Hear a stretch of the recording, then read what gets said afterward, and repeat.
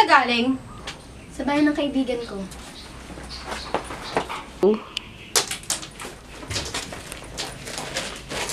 Hindi ka na naman umuwi kagabi? At gawain ba ng isang matinong babae? I'm tired. Gusto magpahinga.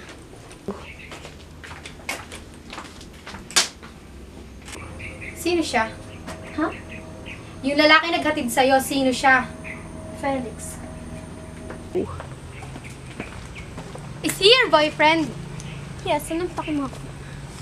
Alam mong engaged ka na. Ikakasal ka na, anak. Why can you understand? Stop flirting with that man. It's not flirting, Mom. It's love. Do you ever feel that? How dare you? One more thing. I will not gonna marry that stranger. Saan ka pupunta? Group study. No, you're not going anywhere. But Mom, no more body style. Listen to me. I know what is best for you. Best for me? Sabihin na natin, alam mo yung kung anong best for me. Pero hindi mo alam kung anong mga makakapagpaligaya sa akin. What did I expect, diba? Favorite color ko nga, hindi mo alam. Makakapagpaligaya pa kaya sa akin. Walang modo. Balang araw, malalaman mo at tingnan mo, magpapasalamat ka din sa akin. Yeah, right. Ngayon pa lang, thank you for making my life like hell. Sting!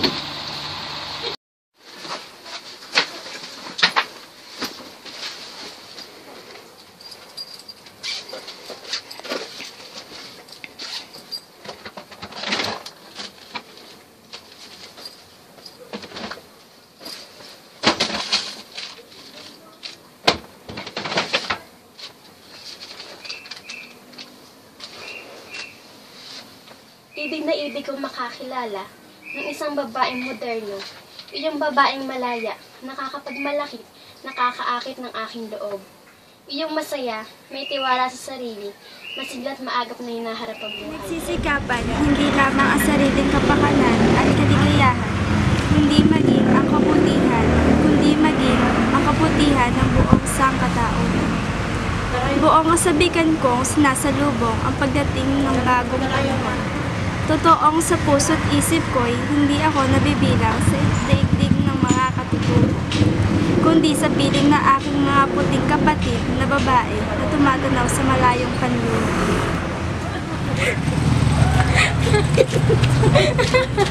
Hindi ba pumasok na nga?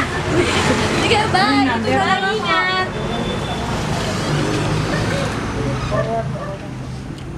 Mami, Daddy. Ilang beses ko bang sasabihin sa'yo na huwag kang makikipagkaibigan sa kanila? But Mom, Halika dito. I give your punishment. Ella! Maawa ka sa anak mo. Huwag kang mangialam. Halika dito.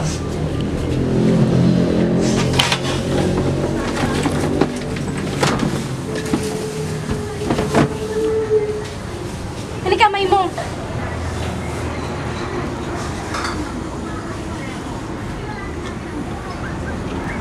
Hinintulutan lamang ng mga batas ng aking bayan.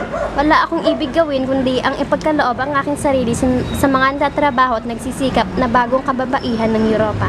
Subalit nakatali ako sa mga lumang tradisyon, hindi maaaring suwayin. Balang araw, maaaring lumawig ang tali at kami pawalan. Ngunit lubhang malayo pa ang panahong iyon. Alam ko, maaaring dumating iyon. Ngunit baka pagkatapos, alam mo ba kung paano mahalin ng bago at batang panahong ito ng buong puso't kaluluwa kahit nakatali sa lahat ng batas, kaugalian at kumbensyon ng sariling bayan? Tuwirang sumalunghat sa kaunlaran, hinahangad ko para sa aking mga kababayan ang lahat ng mga institusyon namin. Wala akong iniisip kapit araw kundi ang makagawa ng paraang malalabanan ang mga lumang tradisyon namin. Alam kong para sa aking sarili magagawa kong iwasan o putulin ang mga ito. Kaya lamang ay may mga buklod na matibay pa sa alinmang lumang tradisyon na pumipigil sa akin. At ito ang pagmamahal na inuukol ko sa mga pinagkakautangan ko ng buhay. Mga taong nararapat kong pasalamatan sa lahat ng bagay. May karapatan ba akong wasakin ang puso ng mga taong walang naibigay sa akin kundi pagmamahal at kabutihan? Mga taong nag-alaga sa akin ng buong pagsuyo. Ngunit hindi lamang tindig nito ang umaabot sa akin. Ang malayo, marikit at bagong silang na Europa ay nagtutulak sa aking maghangad ng mga pagbabago sa kasalukuyang kalagayan. Kahit noong musmus pa ako'y may pang-akit na sa aking pandinig ang salitang emansipasyon. May salitang naiibang kahulugan ito. Isang kahulugang hindi maabot ng aking pangunawa. Gumigising ito sa akin para hangarin ang pagsasarili at kalayaan. Isang paghahangad na makatayong mag-isa. Ang puso ko'y sinugatan ng mga kondisyong nakapaligid sa akin at sa iba. Buong lungkot na pinag-aalab ang mithiin kong magising ang aking bayan. Patuloy na lumalapit ang mga tinig na galing sa malalayong lupain, umaabot sa akin at sa kasiyahan ng ilang nagmamahal sa akin at sa kalungkutan ng iba. Dahil nito ang binhing sumupling sa akin. Ugali ang pag-aaralin ang mga babae, lalo't kailangan lumabas ng bahay araw-araw para pumasok sa eskwela. Ipinagbabawal ng aming kaugalian na lumabas man lamang ng bahay ang babae. Hindi kami pinapayagang pumunta saan man, liban lamang kung sa paaralan at tanging lugar ng pagtuturong maipagmamalaki ng syudad namin na bukas sa mga babae ang libreng grammar school ng mga European. Nung tumuntong ako ng 12 taong gulang, ako ay tinali sa bahay, kinakailangang ikahon ako. Ikinulong pinagbawalan makipag-ugnayan sa mundong nasa labas ng bahay. Ang mundong hindi ko na makikita marahil liban kung kasama ko na ang mapapangasawang estranghero. Isang di kilalang lalaking pinili ng mga magulang ko. Ang lalaking ipinagkasundo sa akin nang di ko namamalayan. Get dressed. Kailangan maging maganda ka. Darating ang iyong fiancé. Daddy, ba't? Mabihis ka na. Baka dumating pa ang iyong mami magalit pa sa'yo. Baka itali ka na naman. Come here! Halika dito! Bilis! Stella! Kanina ko pa hinihintay ni Derek dito, oh! Lisan mo! Wait lang ah.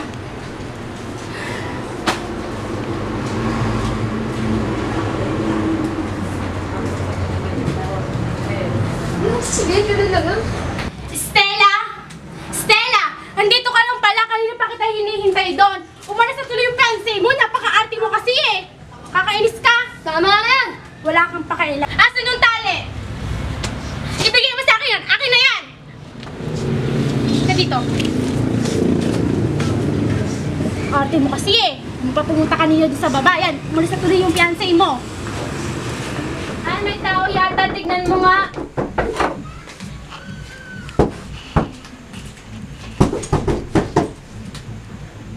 Stella's friends. Let them in. Good morning, ma'am, sir. If you're looking for Stella, she's sleeping. No, actually, ma'am, ikaw pa gusto namin mahausap. What do you want? We heard that you want Stella to marry Derek. So, If you here change our mind, you're all free to leave. Nagsasayaw lang kayo ng oras. we respect your decision. Sorry po sa abala. For leaving. Bye. Huli, nalaman kong tinangka ng mga kaibigan kong European na mabago ang pasyang ito ng mga magulang ko para sa akin. Isang musmos pa na nagmamahal sa buhay, subalit wala silang nagawa. Hindi nahikayat ang mga magulang ko. Nakulong ako ng tuluyan. 4 na mahabang taon ang tinagal ko sa pagitan ng mga kapal na pader at hindi ko nasilayan minsan man ang mundong nasa labas. Hindi ko rin alam kung paano ko pinalipas ang mga oras. Ang tanging kaligayahang naiwan sa akin ang pagbabasa ng mga librong Dutch at ang pakikipagsulatan sa mga kaibigang Dutch na hindi naman pinagbawal.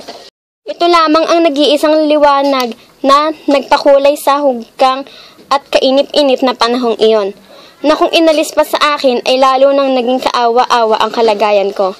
Lalo sigurong nawala ng kabuluhan ng buhay ko't kaluluwa. Subalit dumating ang kaibigan ko tagapagligtas, ang diwa ng panahon. Umalingaw-ngaw sa lahat ng dako ang mga yabag niya. Nayanig sa paglapit niya ang paglalot matatag na balangkas ng mga lumang tradisyon. Nabuksan ang... ganito. Buong buhay ko, lagi na lang ako nakakulong sa madilim kong mundo. Walang laya, dahil ko pa ang preso. I'm hoping that one day will come. My parents will understand me. I love them. I love them very much. I want to make them feel happy, but not in the way they want. I want some freedom. Pintong mahigpit na nakasara, kusa ang iba na may pilit at bahagya lamang ngunit bumukas pa rin at ipinasok ang mga inanyayahang panauhin. Nakita kong muli ang mundo sa labas nang ako'y maglabing-6 na taon. Salamat sa Diyos, malalabasan ko ang aking kulungan ng malaya nang hindi nakatali sa isang kung sinong bridge room. At mabilis pang sumunod ang mga pangyayaring nagpabalik sa aming mga babae ng mga nawala naming kalayaan. Nang sumunod na taon, sa oras ng pagtatalaga sa poder ng bata pang prinsesa,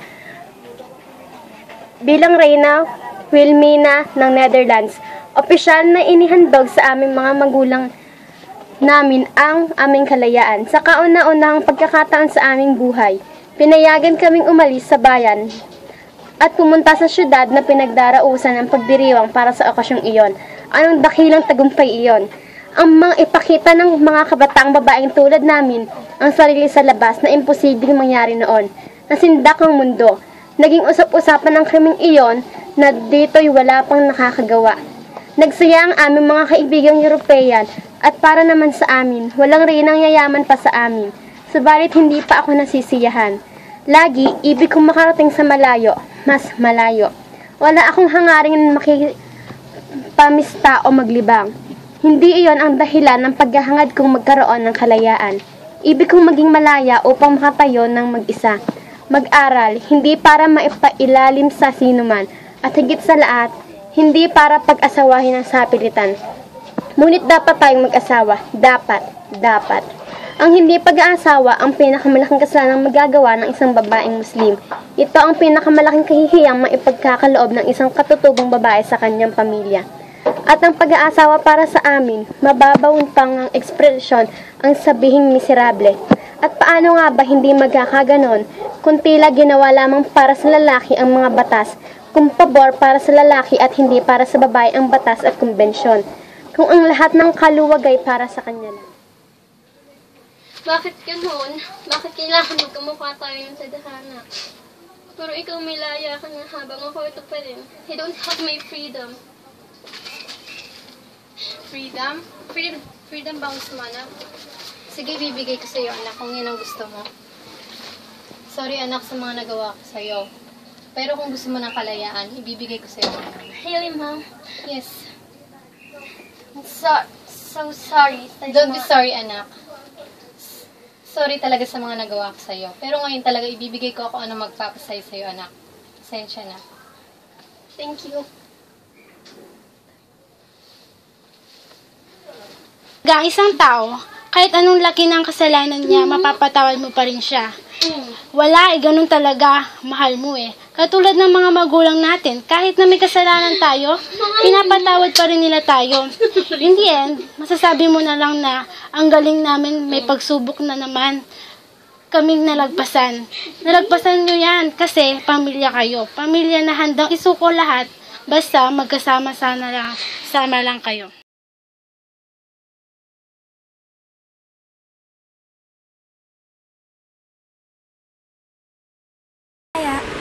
Ang preso. I'm hoping that one day will come. My parents will understand me. I love them. I love them very much. I don't know. Ang ganda na eh. Natatawa ko, Andra, kung magbasa. Hindi naman daw tayo biglang gano'n eh. Ay, hindi ako tumawa din na. Sinad kita sa sabo. Ay, mama, I'm hoping. I don't wanna hurt them. I wanna make them happy, but not in the way they want. I want some freedom. Happy, shalala. Nice to be happy. Ilagay mo sa may TV. Everybody should be happy, shalala. It's nice to be happy, shalala.